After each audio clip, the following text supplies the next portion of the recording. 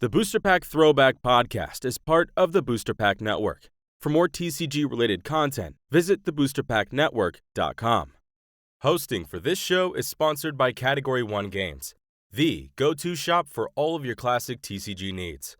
Find your favorites or discover something new at category1games.com.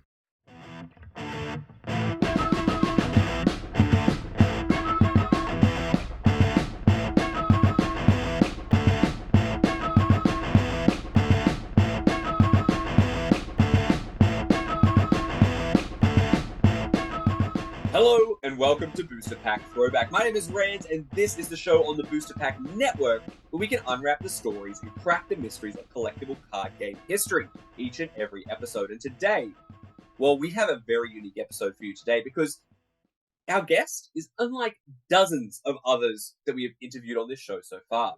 Now, you see, usually on this show, we'll interview people who are game designers, game publishers, perhaps even the odd game artist somewhere. But that is not any of the roles that this guest has held. But that is not to say our guest has not had an incredibly successful career in the world of tabletop gaming. Now, the role that our guest does fill, in fact, is something that is essential to any major gaming company, and that is the role of a lawyer. Now, we're not just talking to any old lawyer today. We're talking to somebody who is arguably the very first lawyer in the world of trading card games. That is because in 1994, he joined the Wizards of the Coast team as their first in-house lawyer and helped them navigate and get through the first teething decade of that game's existence. Among his many accomplishments in the world of gaming, shepherding Magic the Gathering and other trading card games from a small gaming product out of Renton, Washington, into an international gaming phenomenon is one of the highlights. And I'm sure we'll talk about that and many more as well. But before we do, join me in welcoming to Booster Pack Throwback somebody who is probably a better lawyer than all of those tabletop gaming rules lawyers you know out there. I am, of course, kidding, but I am not kidding to say I am absolutely delighted to welcome to the show. It is Brian Lewis. Brian, how do you do, bud?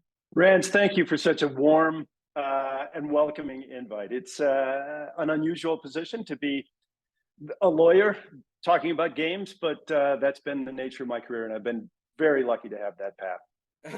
Well, I can't wait to hear about it. And something that's unusual is I also want to mention we've met a couple of times. We've met once in person, and when somebody conjures the image of a lawyer, the person staring back at me right now is not what they conjure. I think that's absolutely true in some respects, and that'll come out more as we talk today. But I've definitely had the good fortune to find my own path through life, and I'm an iconoclast. There's no doubt about that. So I kind of do my own thing. I love it. I love it. And you speak to so many of the things that I find so admirable about your career, obviously. You know, I always say that there are two people that I really admire in gaming, and you are one of them indeed. And the other one I've also had the good fortune to talk to. Listeners can try and figure out who I mean. Okay, so let's jump in. So let's start with gaming in general. Now, if I'm not mistaken, you didn't come to the world of gaming like many of my other guests as a gamer. You found your way in through entirely different means. How did you come to gaming and subsequently become a lawyer at Wizards of the Coast? It's really funny because for years I was terribly embarrassed that I had never even played a role-playing game. And this is after I'd been at Wizards for many years. But I game a lot more now. And so I was an engineer designing airplanes for Boeing. And so some guys I knew there, they went off to start this game company, and my wife was kind enough to put me through law school. And this company made capstone role-playing games, and so that's a product that can work with a bunch of different role-playing games. And they referenced some other role-playing games, and they got sued for copyright infringement. And in my opinion, it was a pretty meritless suit, but it just about put them out of business. Right about the time that I was getting out of law school. And they were young, they were my age, they were in their late 20s sort of thing. And they thought they needed a lawyer, and I didn't realize what I didn't know fully. And so it seemed like a good fit to me. So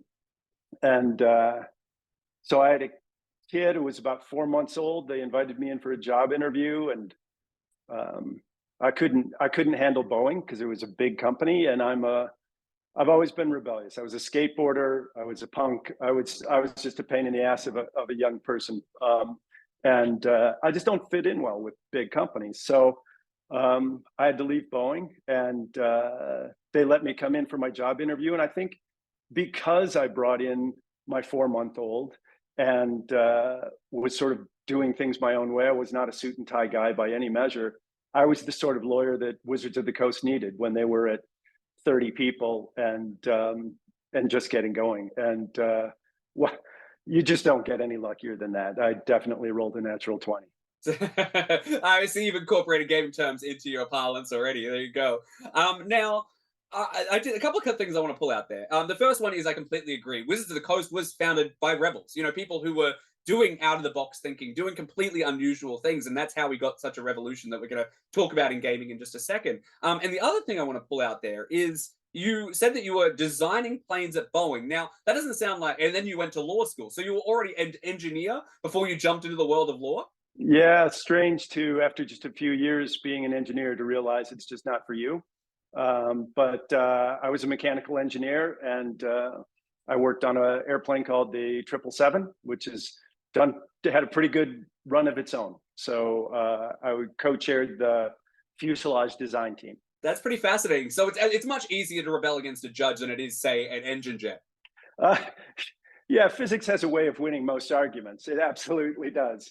That is so true. All right. Well, okay. So you've gone through this interview. You've brought a baby in, which maybe that's a technique I should borrow one of my friend's kids next time I have a job interview. And you've landed this job at Wizards of the Coast, which at the time, I can't underscore this enough, was just a small gaming company. It isn't the international phenomenon that owned Dungeons and Dragons, and Magic the Gathering was only just getting going at the time. And as you said, they had previous legal trouble, so they thought, hey, let's bring in a lawyer. And you sounded like you fit the role perfectly. But speaking to that role, I'm really interested. Magic was such an innovative product at its time, and obviously nothing else like it existed as far as a trading card game goes. There was no precedence for it for somebody who was practicing law to be able to look at and go, okay, this is how this works. So tell me, how did you prepare for coming into this world of an entirely new gaming system from a professional standpoint?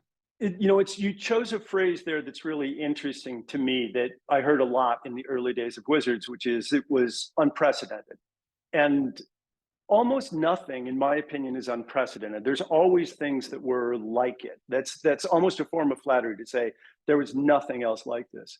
Obviously, when they did Dungeons and Dragons back in the 70s, it was unprecedented. It was a fundamentally new take on gaming. And you look outside the industry and new things are always evolving. In the law, we have this way of looking at companies that we're thinking of acquiring. We have due diligence lists, right? And so what I did was just take a standard due diligence list when I went into Wizards in the early days, and I went through everything, right? I went through, what's your corporate structure look like? What do your financial controls look like? What do your contracts look like? And it's really nice to have, especially for a young lawyer, something that's going to guide you through looking at everything in the company. And they had some real unifying elements about what I found. It was a pile of shit.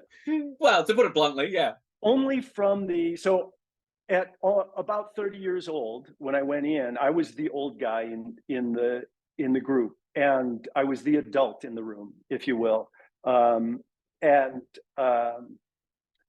Which is funny for a guy that got written up at Boeing for riding my skateboard to meetings, but true rebel. Yeah, just through and through. And what they had was great spirit, great innovation, a willingness to challenge everything, which I love. Always challenge authority. And so when I challenged things, they were open to it, right? They would listen to it. And so I found a really good home in the community at Wizards. That's amazing. So I'm glad that you were just obviously the perfect fit. I don't know how many people you beat out for that role. But obviously, it was a great match there. You had sort of a philosophy that probably many other lawyers didn't have, that the company had at that time. There was, that innovation, that growth, that change, but also that, pioneering and norm breaking spirit that sort of has carried that game and other Wizards products through that first decade and to where we are now. So let me ask you this then. what were some of the first things that obviously you mentioned going in and, digging through the files and figuring out what their corporate structure is, but specifically pertaining to their products, what are some of the first things that you actually were tasked with doing when you took on the role? I got involved in all kinds of stuff, and some of it's really fun and funny, and some of it is tough. So early on, we had a print run that's often called Edgar or Summer in summer of '94, and this was a print run that just came out terrible looking, so I got involved in helping mediate what we do with that. We had a lot of people. I mean, there were tears shed over the notion that we would mulch this whole print run, right? It's like, how could we do that to the environment? So trying to find a middle ground on that sort of thing. There's this, so we had a patent on Magic the Gathering, and so you have to file your patent within a year of putting it on sale. So I came in early in '94. We were in a real rush to get that patent on file. And so I had a hand in drafting that, and then coming up with a subsequent license strategy, which was really cool for a young lawyer. That's cool. Oh my God, I was so lucky. And I thought, because I was an engineer, that I was going to wind up a patent attorney. So I was very involved in trying to do that. And then I wound up doing the corporate and never wound up doing the patent law stuff, but spent a lot of time in it at the inception. Mm-hmm. I think I was well trusted, even though I was an adult, and often some of the hardest things I had to deal with were conflict. My personality is, how do we build consensus? How do we bring things together? How do we build business? The thing that tears my soul apart is when we have a zero-sum game, right? That is, somehow something has to be divided up, or one side's being unreasonable. So we had a dispute.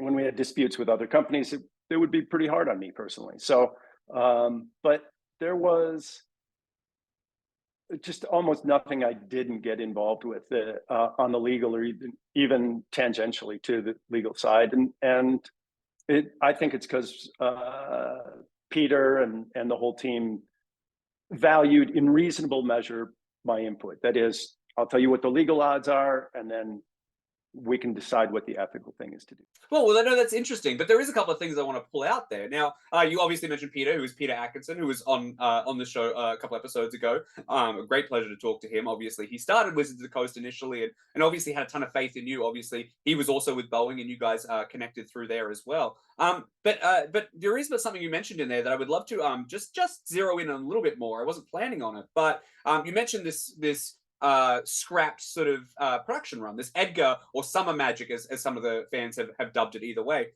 Tell me a little bit more about that, because that sort of speaks to what you were talking about, like a relationship with another company who was responsible for printing that, and tell me about what the relation was there, and sort of what the machinations were behind deciding to scrap an entire print run like that, and what the conflict was there between Wizards of the Coast and the printer. We were in enormous pressure. We'd been working with Cartamundi and in Belgium, and we had just absolutely maxed out their printing capacity. Mm-hmm. So Cartamundi was a phenomenal partner, but even there we were putting so much pressure on them. We were absolutely maximizing what they could produce, and we were trying to figure out how to get more card stock. Mm-hmm. There were so many errors, and we were such a young company that our quality control internally was really challenged to make the changes to Edgar that we needed to make.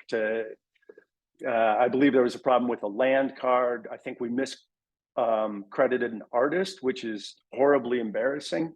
We were doing our best. Cartamundi, our business partner, was doing their best, but this still came out just looking terrible. And obviously we're going to pass up a whole lot of revenue to miss a product release, but and we desperately needed the money. We were trying to pay salaries and that sort of thing. So we were growing absolutely as fast as we could. That's very interesting. Now, you mentioned before coming to a compromise, rather than mulching that set. Do you know what ended up happening to that particular card printing? The compromise was more internally. The card printing got essentially mulched. A few boxes probably got pulled aside and are probably worth a whole lot. But we literally had employees saying, can't we send this to Africa or something like that? So it's not directly competing with the market. And it's sad that in that case, you couldn't find a good compromise. It was literally so bad that we had to pull it from the market. Well, I'm so interested. Obviously, that speaks to the spirit I was talking about before. Wizards of the Coast was so unique in the fact that they weren't they weren't coming from a corporate, background. They were coming from, they were gamers and they were creating things and having that mindfulness for, whether it's sending it to Africa or, donating it to a children's charity or whatever. They were always thinking about the people rather than necessarily, the bottom line or, what it meant for the company or the representation. And I think that that's really, really inspiring.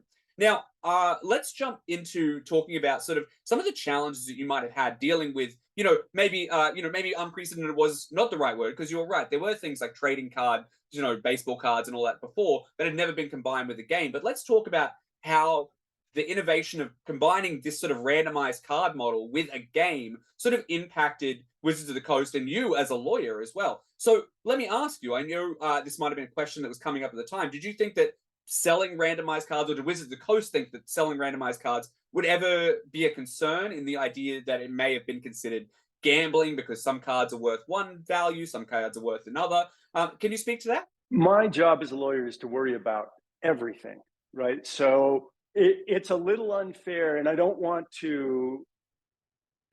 So when you ask the question, did I worry about something? I don't want to say, did Wizards of the Coast feel it had legal liability? Those are two separate questions. And so me saying I worried about something and me saying Wizards had legal liability, those are two completely different things. When I say I worried about something, it means I spent some time thinking about it. Sorry, that's a big lawyer disclaimer, and I still do those things. Did I think about the potential for booster packs to be an illegal lottery, right? Because that's really what you come down to. Illegal lotteries have three factors: that is there a prize, is there chance, and is there consideration. Consideration means, did the kid who bought the booster pack pay for it? Yeah, we've definitely got consideration. People are paying for it. Is there chance? Is there random? So that's exactly what we were doing, is randomizing our product. So sure, the mind thinks, is there randomization? And then is there a prize? So in this area, we'd had tons of precedent, right? Baseball cards had been around for, 100 years. And when you read the stories on Upper Deck, they were freaking criminals from what I can tell. They were absolutely unethical. What I had was a company that followed one guiding light, I think, through much of its existence, and that is always asking the question, what's in the best interest of the gaming community? And so if you design a game, and it's first and foremost a game, and that's what you're trying to sell, and this game has multiple layers to it, right? Which is, I've got what's in my hand and we're playing the game now. I've got this metagame way of participating in discovering products, discovering combinations and permutations, which is just fascinating to me. And for a long time, we had this mechanism of ante, which is, right, if you and I come and play, you ante a card. And that was a pretty cool mechanic for a while that failed terribly in the long run. But it was a cool idea when a bunch of relatively equal college mathematics people play, it's interesting. So those factors really differentiate trading card games on the one side from putting a player's uniform piece in a booster pack and selling it. And I think you have a very different proposition. It's why loot boxes, in my opinion, are very different from trading card games. And so in a loot box, there's a great intention on the part of the creator to create a secondary market value that is significantly different from the other digital elements. They all have roughly the same manufacturing costs, which is what we have with trading card games. But there's this clear intention to exploit this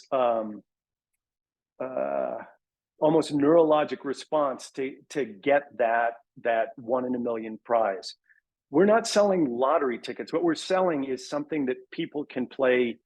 It's got a great utility to it. And the way this card works, what's going to make it valuable is mostly how it plays. Some people would sell, and some companies certainly did, the collectability of it. But I think the first and foremost thing is dedication to the gaming community and what makes it a great game. And if you stick by that, you're pretty safe in staying away from lottery. And I can say that with absolute conviction now that this game's been out 30 years. I can say with certainty, like a DA, district attorney, is going to be crazy to spend time prosecuting a trading card game company for trading card games, unless they do something unethical, unless they're literally putting a gold card or something that is obviously of different value in. That's when they fail of that third point in the gambling analysis of a prize. They're all ink on paper worth a few cents a piece. So that's interesting. Now, you've used the word lottery a couple of times, and nowadays the community refers to some cards that modern Wizards of the Coast, which you aren't affiliated with, has put into their booster packs, cards with alternate art or special foiling or something like that, and they refer to those particular cards as lottery cards. Now, as you said, the game's been out for so long, the legal precedent is probably far beyond, they can't really speak to that. But at your time, I believe, while you were still there, Wizards of the Coast started to explore things like foiling of cards, where it doesn't have a differentiation between gameplay, but there is a significant differentiation between the value of that card and the chance of getting it and the excitement about finding it. Can you speak to foiling in any way, as far as you thought of it as the person who has to worry about everything? So it's interesting when you say it's got a difference in value, and I'm going to take that term and focus on it a little bit and slice it. So the value to the manufacturer, if we go to Cartamundi or USPC and say, what's the difference in value between this card that's got foil and this card that doesn't have foil, right? It's nothing. Economically speaking, there's no difference. Between Wizards of the Coast and the distributor, what's the difference in value? Well, the distributor's not paying any more for that product to Wizards of the Coast or any other publisher because it's got a foil in it, right? We don't participate in that secondary market. And the secondary market is, it goes to the distributor, it goes to the retailer, it goes to the consumer. Yep. If you buy a game of Monopoly and suddenly the top hat becomes very valuable, it becomes valuable only as a collectible because it's been around for 100 years or something like that. That's so far removed from the publisher's control, what that distant secondary market assigns to it. It's not a value that we participate in. Now, if you set that same card up where it's in a digital format, right?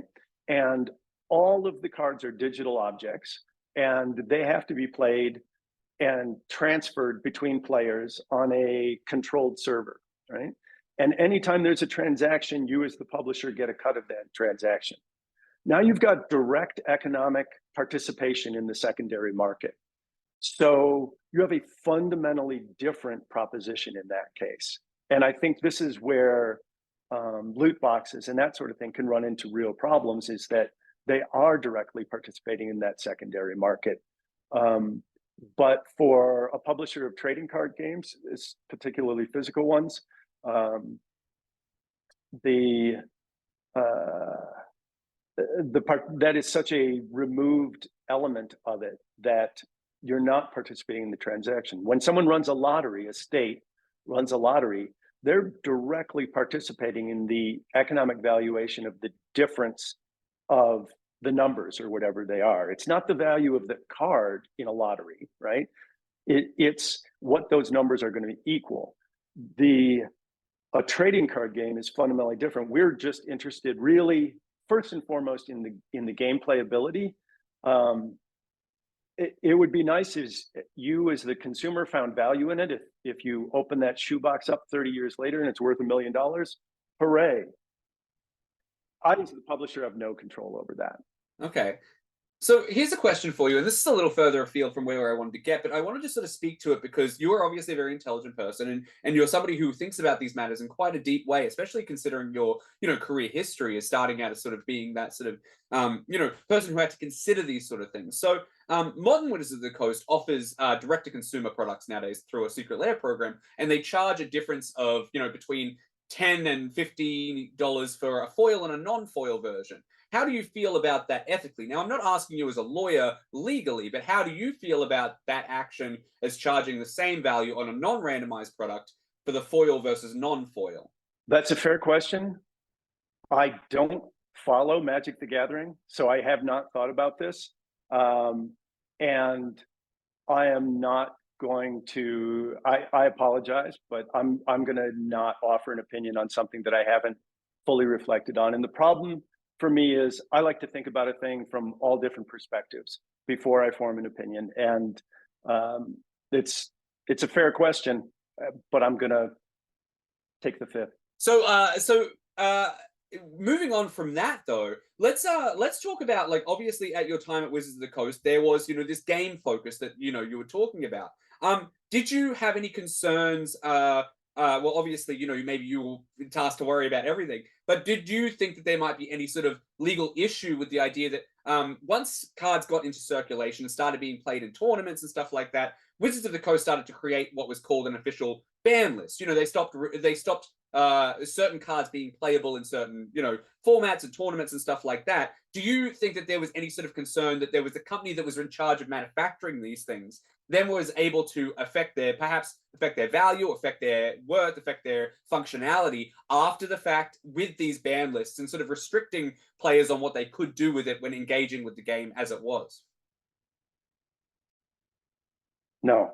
Do you want to elaborate on that? No. I remember the issue very well. And so it posed remarkably little concern for me for a couple of reasons. The first is your question comes at this from the perspective of, did Wizards of the Coast do something that affected the secondary market? And my response would be, I don't care. In terms of, did I make your product worth less because it wasn't playable in a tournament? I absolutely don't care. And that's because it's not my job to prop up your fake value. You've attached a value to an object that I don't think exists, right? This is ink on paper. And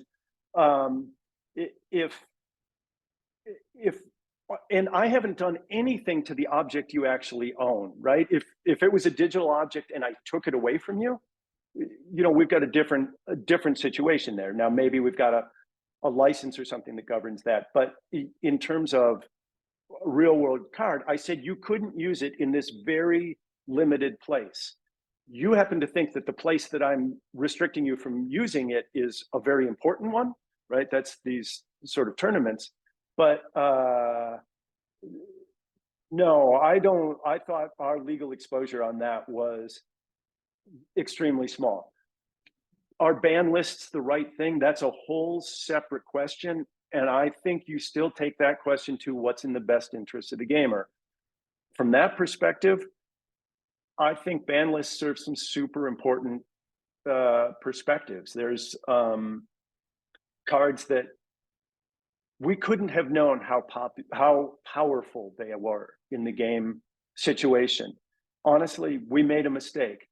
If we want to make a tournament that is relatively fair, you kind of have to have ban lists, or you have to reprint cards indefinitely, which was never our goal. We wanted a constantly fresh environment that was going to keep people intellectually engaged in what we were doing.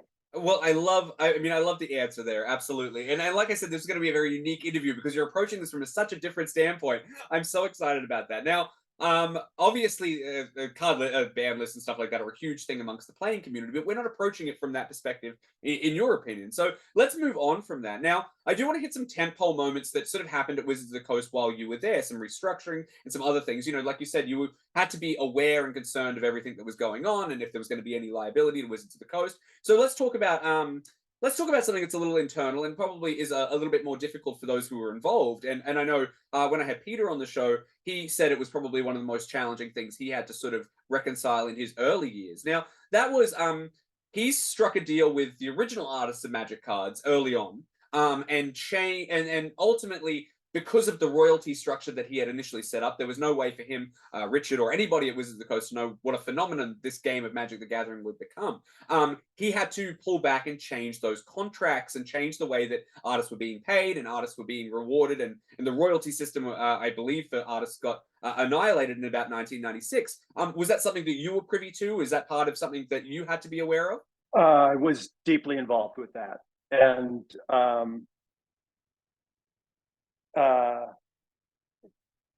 I apologize for the delay. So this is something that there are things I did really good, right? There's a few things in my career I'm deeply proud of. Certainly the patent on Magic and how we leveraged that, and the open game license are two of the things I just absolutely couldn't be more proud of.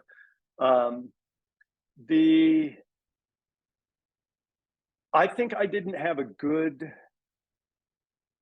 way I did not have the emotional sophistication to manage the issue of transitioning from royalties to flat fees with artists that I should have. And I don't think I've ever been, it's always funny when someone looks at me and they think I'm a tough guy or a hard ass or something like that, because it's not how I see myself. And it creates this cognitive dissonance.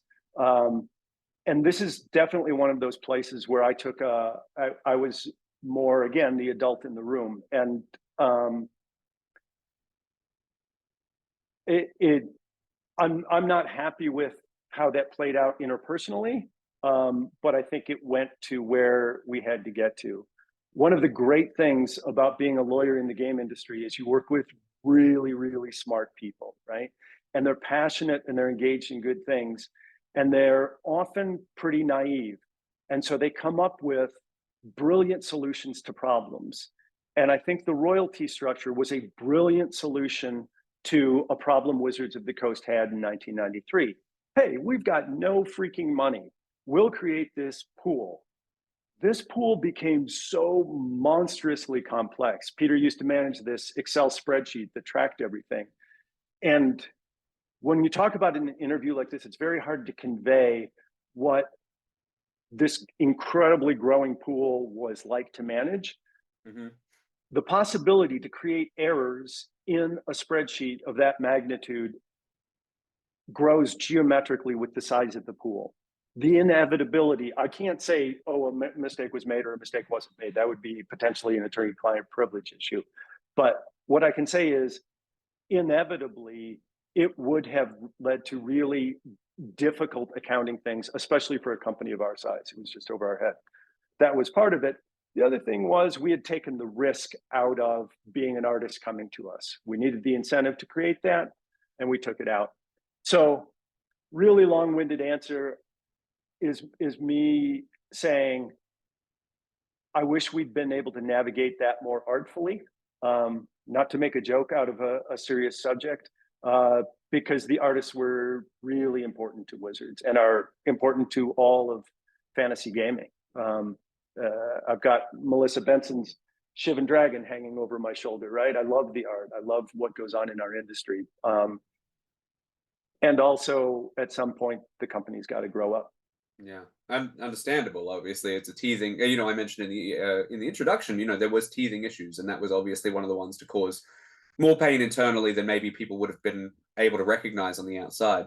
And obviously, a lot of those artists are incredibly talented, and you know, you're talking about a pool of art that is, you know, not only exponential but growing hundreds and hundreds and hundreds and hundreds of pieces every set, or and thousands of pieces of a year at a time. So yeah, it obviously would have been a very complicated issue. I will move on from that. I do want to prod it a little bit more, but we will move on just because I know it's a bit of a sore subject as far as reflecting on those years. But moving on to something that maybe was caused by the art. In the mid 1990s, in the same way that in the mid 1980s the same thing happened with role-playing games, there was a number of things like churches and school groups that thought Magic the Gathering had satanic imagery or blasphemous imagery or whatnot, and it did cause some change to the game and the way that Wizards of the Coast approached certain subject matter. Was that something that you had to deal with, or something that was in your workload? I'll tell you about a call that happened in probably the second year I was there, and it's not a Magic issue, but it relates so particularly. We had released another trading card game, and I got a call from this elderly woman, and she was so upset. I think she'd been in Germany in World War II. And when we named a game Jihad, right? So that was deeply violating to her, right? And as a young man, when we chose the name, I was aware of the choice, and I apologize. Please don't. Absolutely. There had never been an intention. There had been blissful, naive ignorance of the harm that the name Jihad could have, that the emotional impact it could have, and to have this woman patiently explain this to me, and she was obviously scared. I tried to get her information, so I said, "Look, if we do something about the name, can I call you back?" And she was terrified. I mean, just absolutely.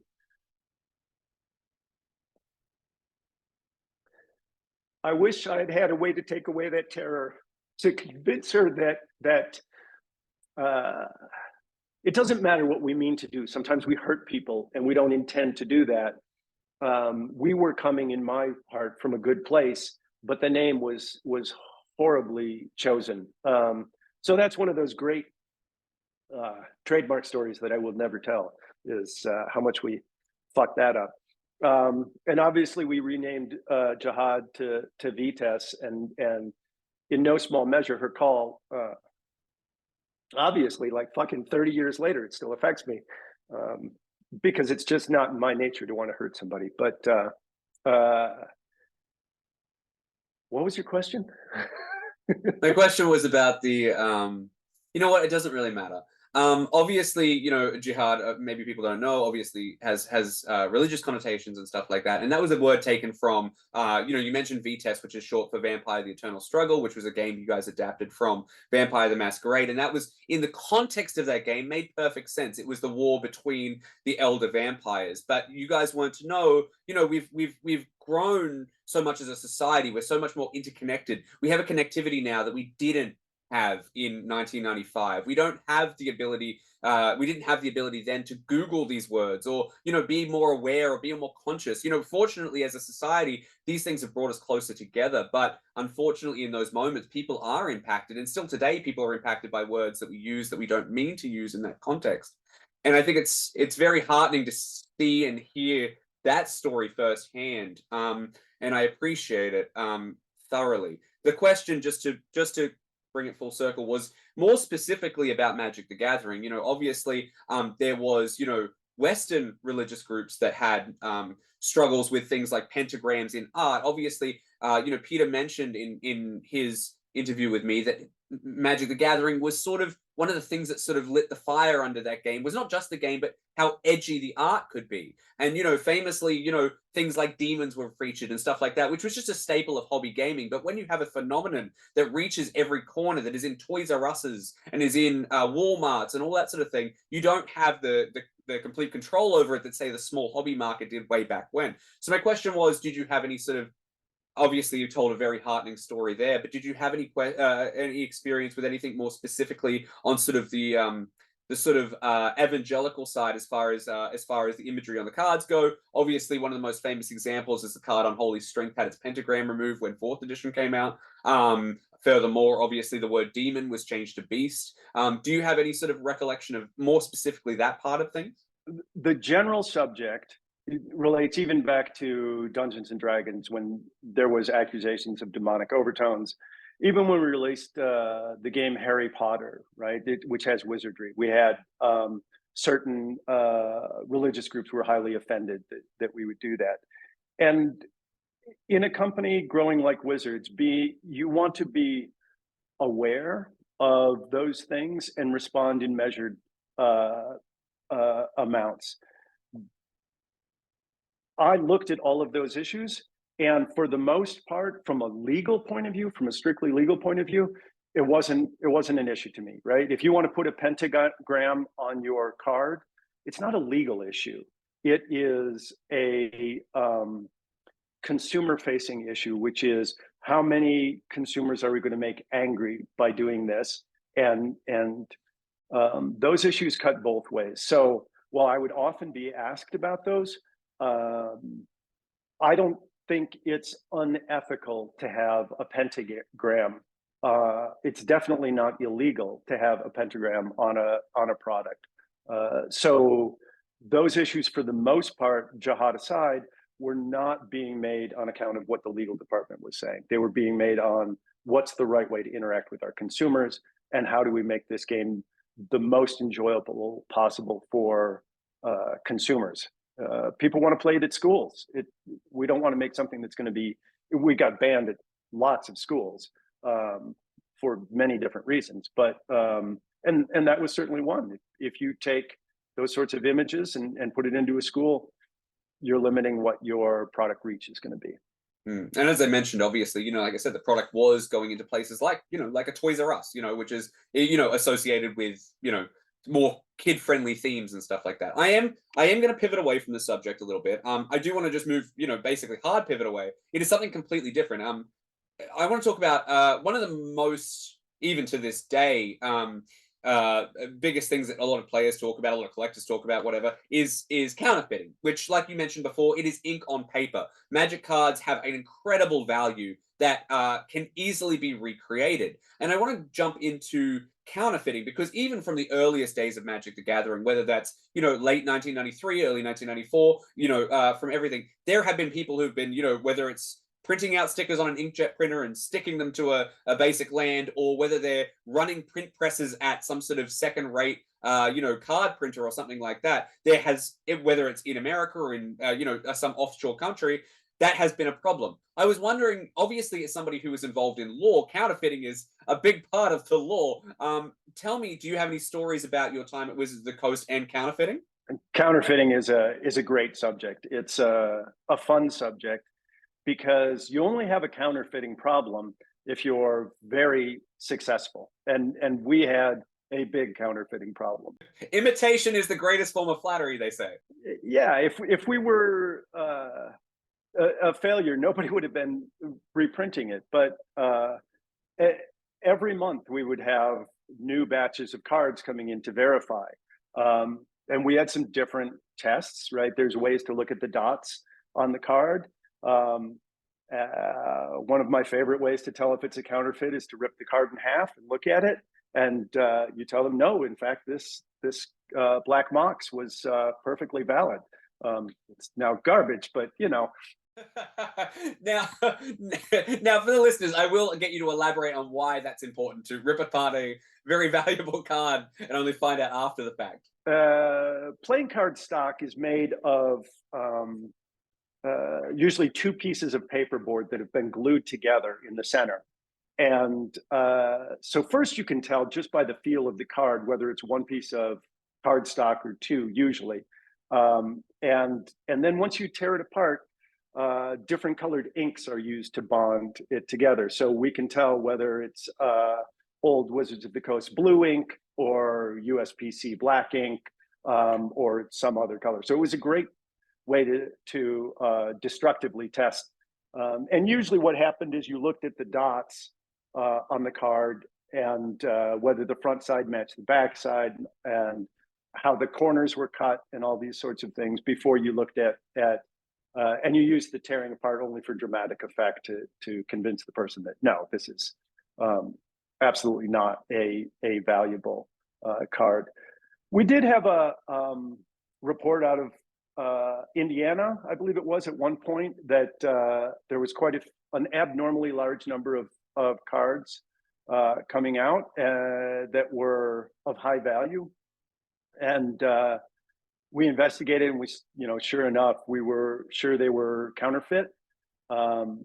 We got law enforcement to agree that this was a counterfeiting issue, and I flew out there. We had a local attorney come with me, and had several police cars show up. Everybody's wearing like freaking, they've got guns, they've got bulletproof vests. There was none for me, but for everybody else, they had bulletproof vests.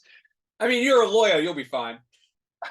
I'm immune. Who needs another lawyer? But we went in, and boy, this was on a Saturday, and the only person there was the manager, the owner of the place.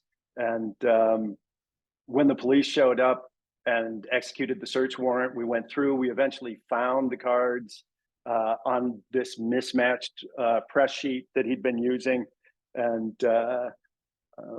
unsurprisingly, we were able to get a settlement pretty quickly in that matter. Okay, so we have to elaborate on this police story a little bit. You say when we go in, are we talking about you're going into like this, sort of, Breaking Bad-esque, off on the beaten woods, like printing press? Like, what was the situation there? Yeah, it looked almost like it. I don't think I'll use the name of the specific printer because they may have changed hands. Hopefully they have. But the police knock on the door, and the guy opens it, and it looks like an auto mechanic shop. It's just there's junk everywhere, and out in the back there's a printing press, and it's a smallish printing press, but he probably was a screen printer trying to make ends meet, and some kids had brought him some cards and said, look, we can make thousands of dollars off this. He facilitated it and wound up holding the bag at the end of the day. Okay, wow. Okay, so from police raids to backwoods printing presses, this sounds like something out of like a police procedural or something like that. If I was more contemporary, I'd be able to think of something better than Dragnet, but it definitely sounds like a hell of an experience. Now, it wasn't just counterfeiting though. Like, I mean, I'm sure there was probably overseas counterfeiting as well. Obviously, that's done offshore and stuff like that. Is there any offshore stories that you have that you remember?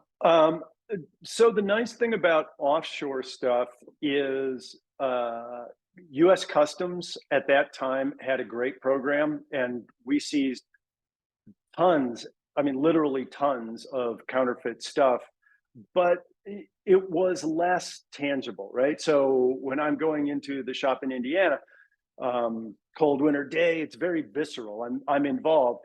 When I work with U.S. Customs, we register our trademarks there. They get the products.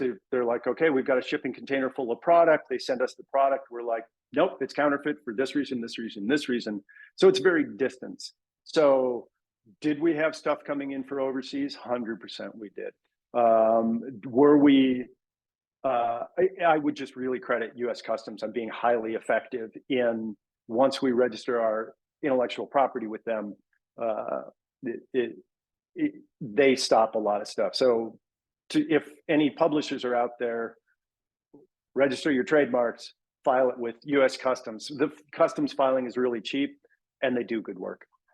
Some free legal advice right there for upcoming game publishers. Now, I do want to pivot not really away from counterfeiting, but something that moves into more of a gray area. So obviously, there's counterfeiting, but then the law, as far as I know, protects things like parodies. So Magic the Gathering had become a gaming phenomenon, at least in the gaming space, and like we said, it had trickled out to mass market stores and stuff like that. But then ultimately, things like Magic the Gathering parodies or sort of fan sets started to show up. There was things like there was a card set called Havoc the Bothering, for example, that sort of... I love that you know that name. That's fantastic. So, well, for those listening who might not know it, because it's not exactly the first-hand name, that's that was basically like sort of like a frat or college version of Magic the Gathering that would use sort of cigarettes and beer and stuff like that as their sort of mana icons and stuff like that, and sort of be a parody, a wholesale parody of Magic the Gathering, as if you would see like a Weird Al song or something like that as a parody of another song. And that's another thing that sort of came out. And there was also fan made sort of sticker sets that were sort of, they look sort of like Magic cards intended to be sold, to be stickered onto, basic lands, not counterfeit, with original ideas and concepts on them. As far as like these parody sets, like Havoc the Bothering, or these sort of like fan made sticker sets, like the famous one is Middle Ages. Did Wizards of the Coast care about that? Was that something that you had to take action over, or was that just something that you guys let sort of sizzle? I'm sure you can find letters out there with my signature on them that that address this issue directly. And so the question's a little complicated, and I'm going to get a little bit legally here. But so parody means it's making fun of the thing, right? So in order to be a parody, it has to make fun of Wizards or Magic the Gathering, right? So we were doing really well. So if you wanted to make fun of Magic the Gathering because it was a greedy, money-grubbing thing, that's actually okay. And what you can't do is trade on the goodwill of Magic in order to make money yourself. So if you're going to come after me in a parody, if you want to poke fun, you have to poke fun at me, right? That makes it a parody. That's legally allowed. That's commentary. If you want to just trade on my brand to make something that's funny so that you can make money, that's not allowed, right? And that's not a parody. And people get those two confused all the time. And usually what they try and do with the best of intentions is, oh, I don't want to poke too much fun at Disney, right? So I will just make some commentary. There's a great book about the Cat in the Hat, and it makes fun of this guy, O.J. Simpson. And it uses all the rhyming of the Cat in the Hat, but it's not making fun of Dr. Seuss. It's not making fun of the Cat in the Hat. What it's doing is making a commentary on the O.J. Simpson trial, which was this murder trial a long time ago that was sort of made a mockery of our judicial system, some people would say. Straight from the lawyer's mouth there. So and that Cat in the Hat thing was not a parody because it was merely trading on the goodwill associated with Dr. Seuss. So that's sort of the limit of what I can do from a parody perspective. Then there's this second and third factor, and that's trademark and copyright. So as soon as you use the tapping symbols or the mana logos or those sorts of things, those are trademarks. So now I'm not worried about parody. I'm worried about, are you devaluing my trademarks? So you get a separate copyright violation notice for that. Now, if you use exactly the border that's around Magic cards or the back of the Magic cards, that's all copyright protected, right? And so you're taking my copyright away. So if you don't use the trademarks, you use your own border scheme system, and you're doing something that's not related to Magic the Gathering, that's neither a parody nor an infringement. I can't do anything about that. If it's making fun of Magic or Wizards, I can't do anything about that because it's a parody. So that's a long-winded sort of legal analysis of what I would have looked for in going after parodies or infringements. That's such an interesting thing as well, because I guess you could parody something, but if it starts to be able to be a parody, even if you are fully a parody, as we were talking about, but because Magic is such a customizable game, it has so many layers, if it then becomes the intention that you mix it with those cards that are original, does that become an issue? Like if you were to create a parody set that doesn't use any original intellectual property that is owned by Wizards of the Coast, is it then an issue if its intention is to be mixed with those cards that are official Wizards of the Coast product?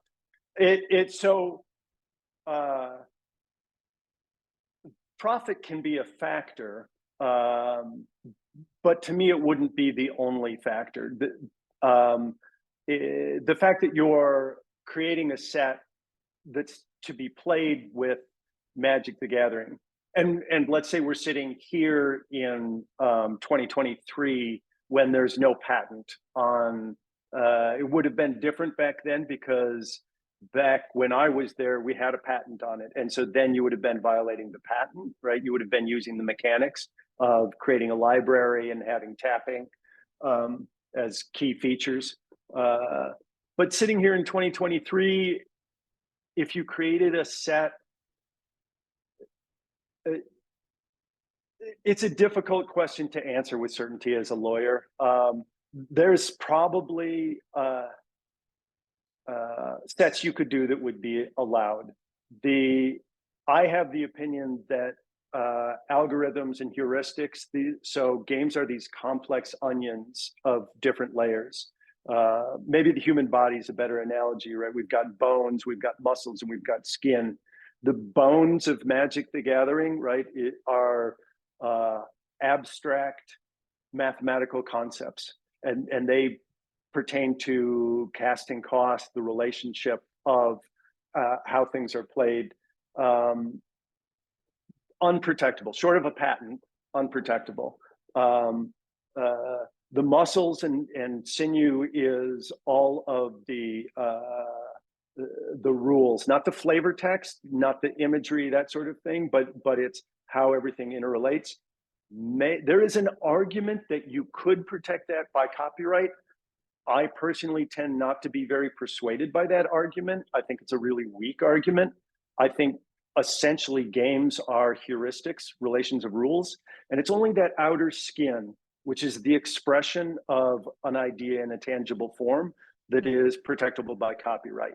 And so it's that final skin. So the problem with the game is you write up a set of rules and that expression is protectable, but I can take those same mechanics of checkers and write them in 100 different ways, and I'm not going to violate your copyright.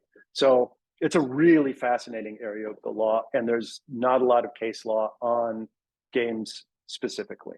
Yeah, it's just, I'm so sorry to improvise that question, but yeah, it is definitely something that's incredibly fascinating. Now, I do want to pivot away from that sort of that dense conversation there and sort of move into something a little bit more spoken about still to the current day. You know, here we are, you know, your time at Wizards ended, you know, 20 years ago plus now. But there is a particular thing that came about when you were there that is still talked about on a daily basis by Magic players. Every single day it is brought up. It is a subject of rich controversy in the community nowadays. And that is what became known as the reserve list. And this is something that it conflicts with you know, the philosophy of gamers first versus collectors and stuff like that. So ultimately, just for context for those listening, what happened is Wizards of the Coast released an expansion called Chronicles, which reprinted a lot of high value, you know, in the secondary market, high value cards. We're still talking about ink on paper here. And what they then did to respond to the criticism from collectors is Wizards of the Coast then created what was called a reserved list, which is a list of cards from every set to date and some that subsequently followed that, that they assured collectors they would never reprint in any functionally identical form, I believe the wording was. Did you have any role in creating this list, or is it actually legally binding? Like, tell me about what your memories of this reserve list phenomenon was. You know, it's so interesting because there are things that are big issues in the gaming community that are small legal issues, and vice versa. And this is another one that I put as a very small legal issue, right? So yes, I was involved when the reserve list was first contemplated, and no, I didn't think it was a particularly big issue. It has a couple of key factors, and you mentioned is the reserve list enforceable? I think nobody's asking my opinion legally, and I can't imagine that's a legally enforceable commitment on Wizards' part. It's a marketing commitment. If they were to breach that and reprint Black Lotus, they have a huge PR problem. But legally, do they have a problem? I'd be stunned if any court would uphold that. But the breach of trust to the gaming community, that's a significant PR issue. They would have to think very carefully about doing that. So I certainly would have been asked, do I think there's a problem creating a reserve list? I don't think there's a problem. The thing I would worry about more is, why are you creating the reserve list? Are you creating the reserve list to manipulate the secondary market? If that's your intention, I have a big problem with it from a legal perspective. If you're doing it to preserve play of the game, if you're trying to create an environment in which people are participating in this as gamers, then you're doing it for the right reason, in my opinion. If you're doing it to manipulate the secondary market, and there is a subtle distinction between manipulate and allow the secondary market to work, and maybe that's too nuanced. But as a lawyer, it doesn't get up there. Those cards are all out in the market. I don't profit from that. I don't directly benefit from that. Maybe someone could say I benefit as a publisher because, oh, maybe they'll put a future set on the reserve list too. Maybe they will, and maybe they won't. That's a pretty remote cause of injury, and you're going to have a terrible time winning a case, in my opinion, based on that. Okay, interesting. And obviously nowadays, Wizards of the Coast does a whole bunch of different things to sort of insure collectors and stuff like that. So just a very quick question. You don't have to answer this too elaborately. So you were behind the scenes and you were involved in creating this list and sort of, I guess, being consulted as far as it was when it was made public. Did you think that this was an instance that Wizards of the Coast wasn't thinking about the gamer first? Or, do you think it was gaming benefit? Because it was something that came out of the complaints of the collector and secondary market. What is your opinion as somebody who was boots on the ground in that moment? So I didn't create the list. I was operating more from the question in the abstract: can you create a list like this, and how big is the legal risk? And my opinion would be, yeah, you can create. If you want to say we're not going to release any more of this card, you're characterizing it, in my opinion, Rands, it's something that benefits the collector, and maybe it does. I think you can also say that you're sort of preserving the integrity of a product that is meant for gamers and is out there in the market. I just didn't. I don't think either the direct question, can you create the list? I don't think it's a huge legal risk. And I can flip this issue around and say, okay, what if they took this list and shredded it? I also don't think that's a legal risk. I think that they're a publisher, and if a book publisher says we're only going to do a single printing of this book, and then there's huge demand and they print more of it, nobody's going to sue them. It just isn't going to happen.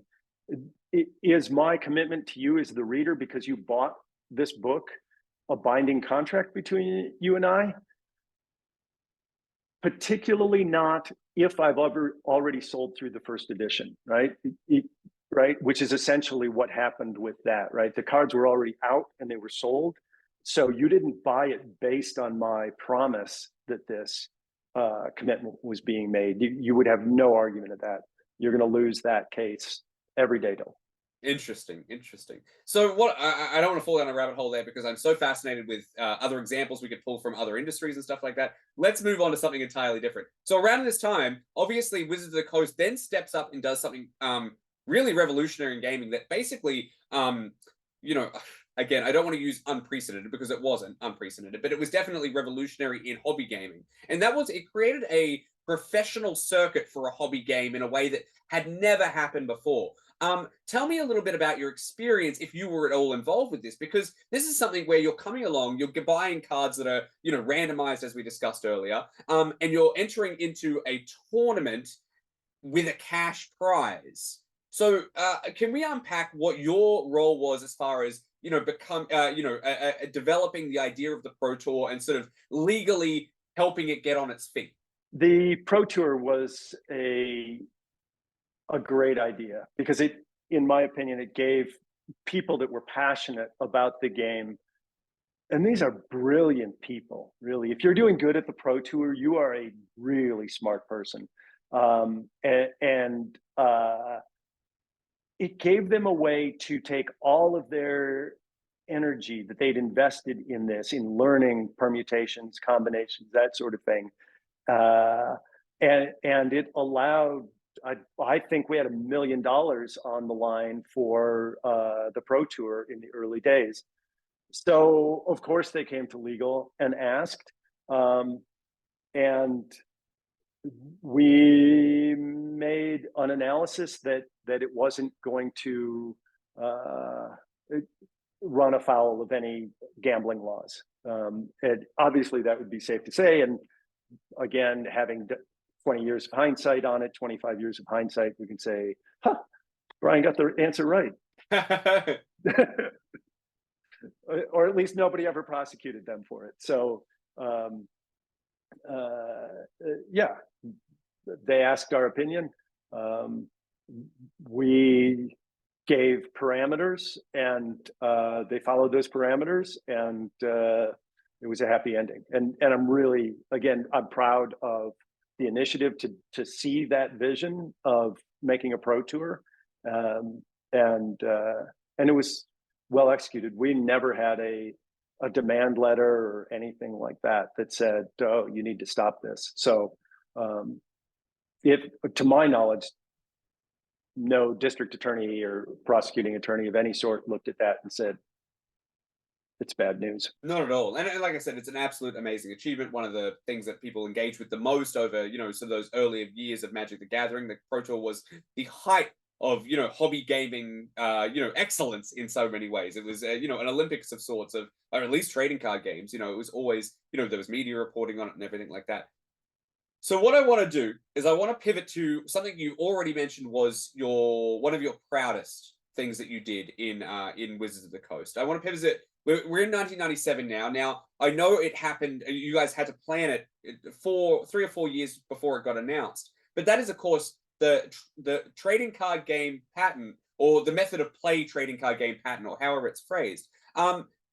I know work with this was heavy for you. Tell me a little bit about what your involvement was, how you had to pick this apart. Obviously you had that earlier career as an engineer. You thought this might have been your career, your goal as a lawyer. Tell me all about, your perspective. From 0 to 100. Tell me everything you were as far as your experience when it came to the trading card game patent. That's a big question, Rands. To tell you everything about the patent. Okay, well, let me break it down a little bit. No. Let me have a run at this a little bit. So, when I got there, it was one of the first things I did. My involvement was most heavy actually in the first few months of 1994, because you have to file within a year of the product being on sale. So from your perspective, or the rest of the world's perspective, this was in 1997, but that is when the cake came out of the oven. It's not when we started preparing the ingredients. I was writing content for the patent. I was looking at claims, working with this guy, Russ Tarleton, who was an outside attorney that really was particularly effective in getting that drafted up. And really that patent came down, in my recollection, I haven't looked at it in a while, to the notion of having a library of cards and indicating the card had been used by tapping. And we had a bunch of claims on that. But it was really a mechanic that had never been, I don't think there's been any other game. The closest you can say is in war games, you create a library of characters from a universe of characters. You're creating a subset. But even there, your soldier is pretty much the same as everybody else's soldier. And the trading card games allowed this incredible opportunity to have this universe of cards that could be incredibly expanding, and you just buying a little bit at a time and finding ways for them to work in an unprecedented way. The economic success of trading card games, to me, economic success is one of the factors that indicates it's original, and it had huge economic success. So yeah, I was pretty heavily involved in coming up with that patent, and then coming up with a strategy that allowed us to leverage that patent for the benefit of the company. And I think we were enormously effective in the licensing strategy. I can't really go into details, but at the high level, by the time we sold the company in 1999, that probably added as much value as anything else to the company as a whole. It was hugely valuable. Okay, so you're saying that there was several other gaming companies that were engaged with that royalty system that you put in place? I think it would be very safe to say that, yeah. Okay, but you can't go into the specifics of who did? No, I can't. Because, I mean, there may be some games out there that actually directly credited Wizards of the Coast. And off the top of my head, I can't recall exactly what those can be, but okay, it benefited Wizards enormously. Interesting. So, so with that in mind, were there any actions that you had to take against companies creating games that weren't playing within the sandbox that you had created in regards to that royalty system? So the place that question would normally lead would be, was there ever litigation? And there was never litigation around the patent, at least not during my tenure. Maybe there was after I left. Were there actions taken? Yes. Were those actions successful? Enormously. So I would leave it at that. Okay, understand. You're a fantastic lawyer. Okay, so tell me this then. Okay, so I've been told on this show many times, and you know, if you Google the words, you know, are game mechanics able to be patented? If the answer is typically that comes back is no. You know, you mentioned that you couldn't really patent the idea of things interworking with each other. Why was the exception made in this case? How was Magic the Gathering or the trading card game Patent different to what would be a different gaming structure? I know you mentioned wargaming before, but is there a simple sort of soundbite answer that you can sort of put to that question, why this was something that you guys were able to achieve when a lot of other gaming companies, you know, in the past and even in the present, aren't able to patent their ideas? Whenever we advise a company on whether a game mechanic is patentable, the answer is yes. Certainly, Magic is not the only one that has been patented.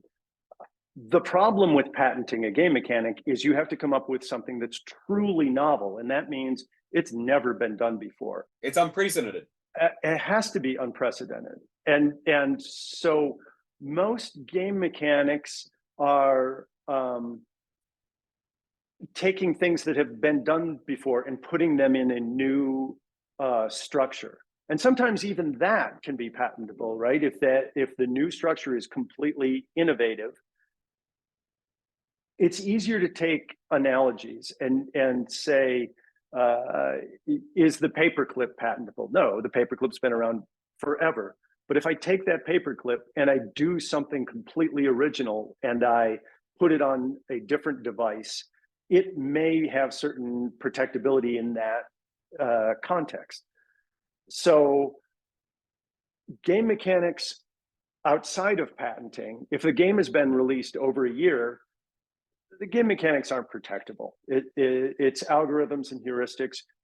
Those are never patentable or copyrightable, but the specific embodiments, in this case, we had the notion of a library of cards. We had a clearly defined term of what a library means, this universe of cards from which I extract a subset, was a pretty original mechanism. So just to point that out there, I just want to land on something there. So the term library in the patent is different to the term library in gameplay. So library defines the deck in gameplay. In the patent, it defines the entire collection of Magic cards that have been printed. No, so there's the universe of cards. Library is what I create, right? So, but those terms are, when you're writing a patent, you're your own lexicographer. You get to define the term to mean whatever you want it to mean, and within the patent, that term means exactly that thing. Library happens to be a very defined term in the patent. So, and what we defined the library to be, we believe had never been done. Nobody ever filed a motion of reconsideration to say it shouldn't exist, and it was a very important and very strong term. Okay, so I mean, it's fascinating to see that was a case. You know, obviously it's been a big conversation in the gaming world for, you know, even though it's expired way back in, you know, what was it, 2017 or something like that. It's still something that people point to, that new game creators can point to and stuff like that as a landmark moment in sort of gaming history, at least from a public perspective. So I do want to pivot away from that, because before you do, so you asked a very important question, and I want to not avoid it, and that was there an exception for Magic? There was no exception. So, but your mechanics need to be completely original, which is almost never the case. And in this case, they were original. And so if someone has a game out there that's extremely original, you should definitely consider patenting it. I absolutely would recommend that, and get good patent counsel. I love games now. And if you've got something you think is super original, I'll take a look. Absolutely. So I do want to bring up something that was, I assume there were huge moments in your career, because you were part of Wizards of the Coast when two of the biggest, most historic moments in that company's history happened. First being the acquisition of TSR, which was the publisher of Dungeons and Dragons, and subsequently the sale to Hasbro. Now, you on the legal side of things, I have to assume, were impacted by both of those things quite considerably. Tell me, do you have any specific stories you would pull out from either of those that you would want to share in this particular forum? Both of those transactions I was so lucky to be part of them. And we did other acquisitions that were fun as well, mostly beneficial. I told the story about the artists as one in which I have this lingering feel of I just didn't handle it right. And we got to the place we needed to get to. The integration of cultures between TSR and Wizards was, when I went in and did due diligence on TSR, flew back there and looking through the records, and I don't want to sound condescending in any way. It felt like a dictatorship that was badly run, and it's very easy to come into these things and think you're the hero coming to rescue people, and I think there is a bit of that narrative. I think the job we did in onboarding the team from TSR during that area left a lot to be desired. The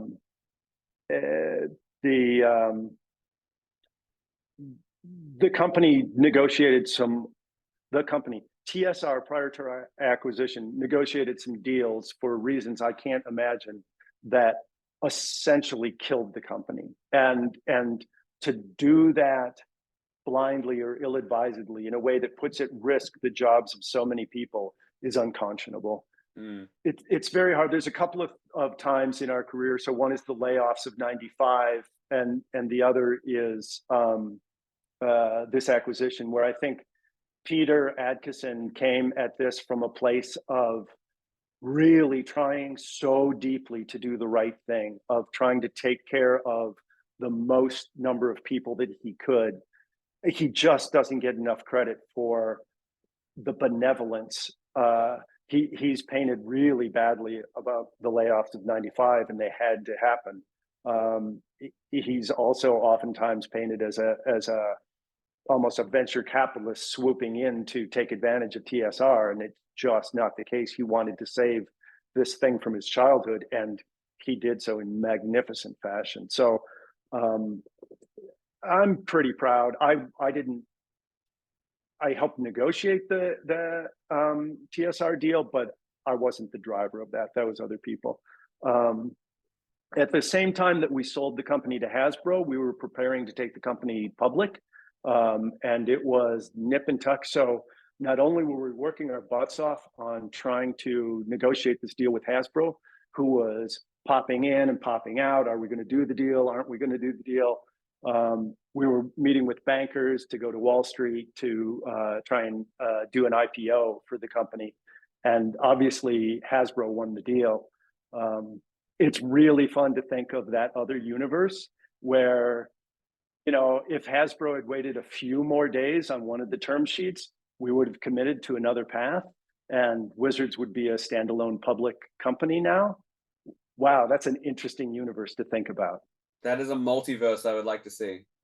Oh yeah, who knows? I might still be at that company. It's so interesting. Well, that's going to sort of drop the thread. Before we move on, though, I do want to mention, if anybody's interested in what you just mentioned, because there was a lot of context missing to the answer you just gave. I do recommend going to check out my interview with Ben Riggs, who wrote a fantastic book called Slaying the Dragon, which basically details the self-imposed downfall of the TSR in Dungeons and Dragons, and sort of basically lays out what Brian was just saying, Bear, and tells you basically what the problems were. And unlike, you know, the way that Brian just described the situation there, it also describes Peter in a completely different light. It does show a person who is there, who is passionately trying to save something from his childhood. Dungeons and Dragons was the reason that Peter Adkison, of course, was the Coast's first CEO, got into gaming in the first place, and his passion drove him to save that. Otherwise, it could have ended up in the hands of something like a Harper Collins, and who knows where we would be now with Dungeons and Dragons if that was the case. I do want to pivot back to our actual interview, though. I'm sorry to say that. I do want to ask you just two more questions before we sort of go out from the main body of the interview, and we'll go out with something a little bit lighter.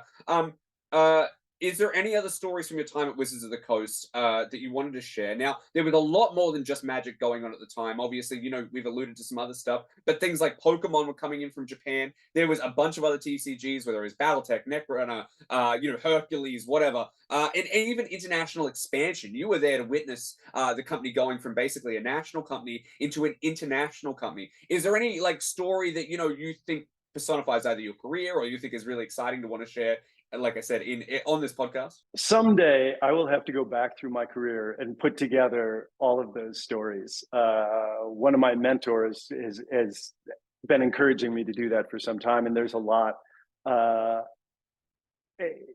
There's so much there. I would say the one thing that's particularly in the news today that I'm really deeply proud of is the open gaming license. So I will add context for anybody who doesn't know what that is, because this is a trading card game podcast, and it specifically impacts role-playing games. An open gaming license is a thing that came along with Dungeons & Dragons 3rd edition that allowed other companies to use the structure, the mechanics of Dungeons & Dragons to craft their own material, with only giving credit to Wizards of the Coast, no sort of financial backing. So sorry, do go on there, Brian. Yeah, I appreciate the context, and I tend to skip over that sometimes, but it was something that, in my opinion, revitalized Dungeons and Dragons to become what it is today, and not merely that, but all the peripheral role-playing games around that, and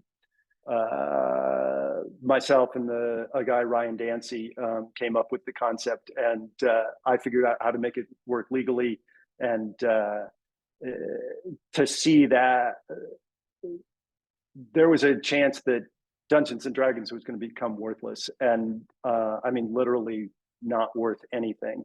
And what's happened in the past 20 years as a result of that, there's been law review articles written on it, economic studies done on it, and it's been a smashing success. And that's a pretty cool thing to work on. And since that time, I've had the good fortune to work with so many game publishers, and I'm just very grateful for the opportunity that fell into my lap. There's hard work and there's intelligence, but there's also luck, and sometimes you roll a natural 20 and I've certainly been the beneficiary of that. And Rands, thank you so much for letting me be on this and being kind with your questions. That is absolutely okay. I do have one more question to ask. In, like I said, in the body of my interview, it is regards to what you said. You said if there were a multiverse where Wizards of the Coast, Hasbro had waited a few more days, you might still be at the company. That's going to have to lead me to the question, what was it that saw you step away and sort of explore other things? What made you feel like it was time to move on? I moved on from Hasbro for the same reason I moved on from Boeing. It's a big company. It's got silos. Boeing has missile silos. Hasbro just has political silos. And that's not a hit on Hasbro. Please don't take it that way. It's inherent in a company growing from a few hundred functional employees to thousands. You just operate differently. And I'm a rebellious person, iconoclastic. I do my own thing. I grow my hair long. I never wear suits. And I don't fit in well. They asked me to come back to Pawtucket, and I said, fuck it. Great rhyme. It's not a culture that would work for me. And that's not a knock on them. They have done a magnificent job of managing Dungeons and Dragons and Magic the Gathering to phenomenal properties. So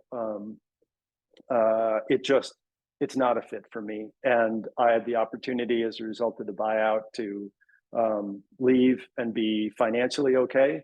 And then when I left, a bunch of other people left because Peter was kind of a socialist. So lots of people owned stakes in Wizards of the Coast, and they all started companies, and they mostly hired me. I was just super lucky. That's amazing. And, to summarize from the beginning, you said you were a rebel, and I guess you can always take the rebel off the skateboard, but you can't take the skateboard out of the soul of the rebel. And that's exactly what you've sort of told me today. I really do appreciate you sharing all your time. All right, let's go out on so much lightning round questions. What I've got here is Kraken questions. Release the Kraken. So the regular listeners of the show will know, but Kraken questions is 3 randomized booster packs of just silly, fun questions. You tell me a color, I'll crack it open. It wouldn't be the booster pack throwback without it. And we'll just read out those questions and just rapid fire. Like I said, they have nothing to do with your career, anything like that. They're just fun, silly, like life questions. Let's go with blue, Rands. Blue it is. All right, so let's see what's in the blue booster pack for Kraken questions. All right, so on the way out here, we've got 3 common questions that are incredibly silly, and 1 career-centric question, a little bit more serious, but nonetheless, it's fun. Other than automobile, what is your mode of travel you enjoy most? Skis. I thought it was going to be skateboard. I was so close. Okay. If animals could talk, which one do you think would be the rudest? Goats. That's a great answer as well. Peter said cats, but I also like goats as well. They are notoriously associated with Satanism. So circling back, bringing it all full circle. If your life was a movie, what is the genre? Comedy. Brilliant. And lastly but not leastly, what do you believe is the most challenging thing about working on a collectible game? Now, your answer is going to be very different to previous guests' answer. The most challenging thing about working on a collectible game is taking the time to play test it fully. You cannot possibly appreciate the number of ways people are going to do it that you had never imagined. And so play testing, it's everything. Did you ever play test much while you were at Wizards, or that was just not part of your portfolio? So after I'd been at Wizards for about a year, I was working pretty frequently with the R&D group, and they had made me the offer to come leave the legal side and join the R&D group. Really? Yeah. So that may have been a mistake in my career. I didn't have the confidence that would be a long-term good move for a career, but had I done that, it probably would have been awesome. I had a lot of fun playing Magic in the first year. Wow. Okay, so now there's a multiverse I want to visit. I want to visit the Brian Lewis, the game designer side multiverse right there. That would have been fascinating. It's a natural. We had one of the game designers, Joel Mick, was a lawyer. He was a tax lawyer, super smart guy. And so those 2 sets of skills, they overlap dramatically. The critical thinking for lawyers and the critical thinking for game designers, I would say those people could go to the other profession any day of the week and they'd be good in both. Well, just tracking from this interview, obviously I was incredibly impressed about how thorough you thought through all of my questions before you gave me an answer and stuff like that. And I think that that's an essential skill when you're creating, game pieces and all that sort of stuff, especially in one that is so crazily expandable. All right, so before we go out, we should probably mention you obviously run a law firm, but you also do something else as well with one of probably the most iconic things in North American gaming. Tell us what that is, and we will go out on that. I am one of the few owners of this game convention in Indy every year called Gen Con. Oh, I might have heard of it. Yeah, so some of your viewers will have heard of it. And that again is, I'm just so grateful to be part of that, to have the business partners that I have in that. And it's a wonderful company. I'm lucky beyond measure. Absolutely. I'm so excited, not only from the history of what Gen Con has done, but also obviously what lies in the future for Gen Con. It is a institution in the world that, I inhabit and that you inhabit, and I'm sure many of the listeners inhabit as well. And I can't wait to see what the future holds for it, what you guys do with it. It's absolutely fantastic. So if you haven't checked out Gen Con, by all means, go check out Gen Con. I went for the first time only recently, and it was a transformative experience. Being born in Australia, it's one of those things that you only just hear about. And like I said, it is an absolute amazing collaboration and connectivity of gaming. I fully recommend that you go check it out if you haven't, if you can find any way to do it. The other thing I will mention as well, Brian doesn't do a lot of interviews. He did one with we mentioned him a bunch of times, Peter Adkison. I'm going to link that in the description as well, because it adds a whole nother layer of all Brian's amazing stories as well. So please go check that out as well. Obviously you can find anything else I've decided to link in the description, maybe some other articles and stuff like that pertaining to what we've talked about today.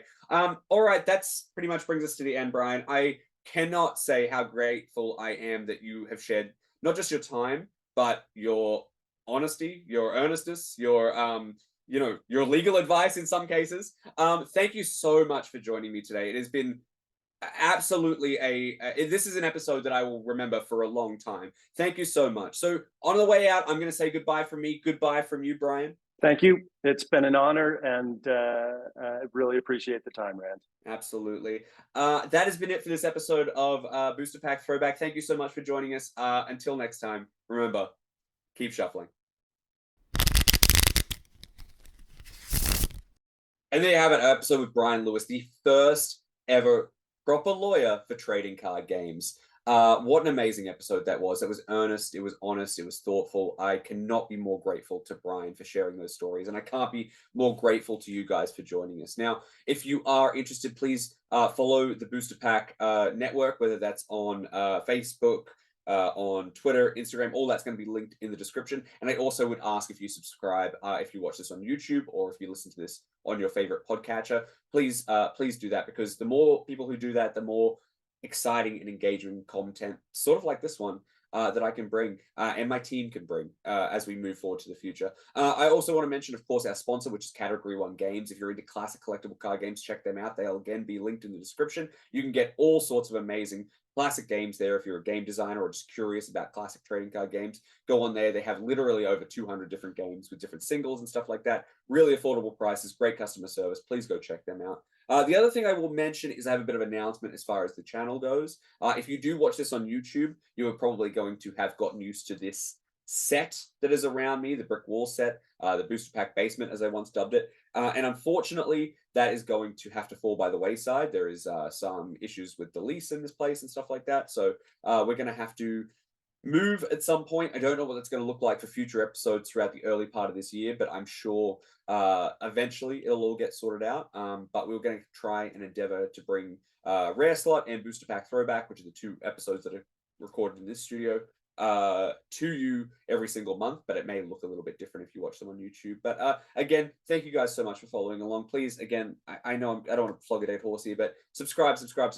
Go check out Gen Con if you've never done it. That was an amazing experience for me, and I think it's transformative for anybody who is a gamer that hasn't been. And if you want, even share your Gen Con stories in the comments below, because I think that is an absolute celebration of all things tabletop gaming.